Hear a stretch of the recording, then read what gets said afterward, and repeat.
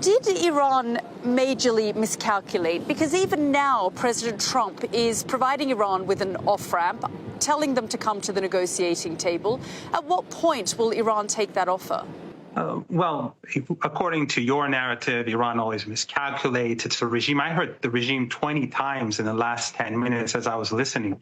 You sound like TASS news agency upgraded during the Soviet Union. And you say the regime is unpopular and is killing its people. When General Soleimani was murdered by the same Trump that you talk about, millions of people came to the streets of this city, Tehran, that I'm in. So how is it that he's so unpopular?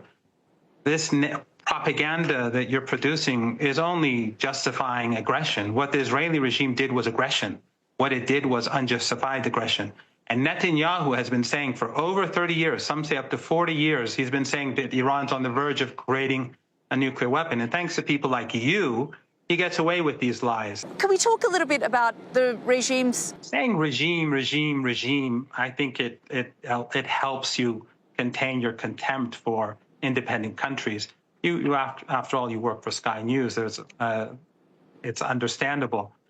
But the regime, how do you know that the Israeli regime had bases inside Iran? You're just repeating their propaganda. Of course, Israel for you is not a regime. Sorry, it's a state.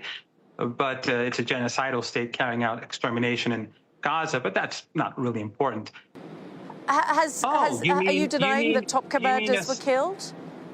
Oh, so you mean what you're referring to basically is an attack, an act of aggression, that they suddenly fire missiles at civilian targets at apartment buildings and slaughter people in those apartment buildings, slaughtering whole families. For you, that's targeting. That's a really sophisticated act. One of the buildings that had some of these commanders, one or two of these commanders, was a large apartment building where they killed everyone. 60 people, 20 children. That's not important for people like you, but that's important for people like us. For you, people like you who support ethno-supremacism. We're trying to give you airtime so that you can give us the Iranian perspective on this. And we want to know, and I want to understand, Iran's position here. Will you come to the negotiating table now? Donald Trump, after these series of airstrikes and this attack was launched, called on Iran to come back to the negotiating table. As the spokesperson of the regime, or as someone who worked closely with the negotiating team, do you believe they will come to the negotiating table now? Well, your regime should know we were at the negotiating table. It was Trump that conspired with Netanyahu to attack Iran. This is how you twist the truth.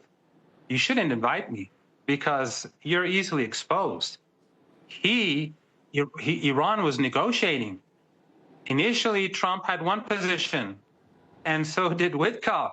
And then they flipped and said no enrichment. And then they continued the negotiations. And the night before the attack, Trump said that we don't want war. And then after the attack, he said, we're all for it.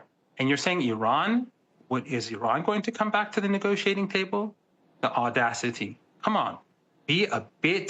Show at least a bit of integrity. A bit of integrity will help. Okay.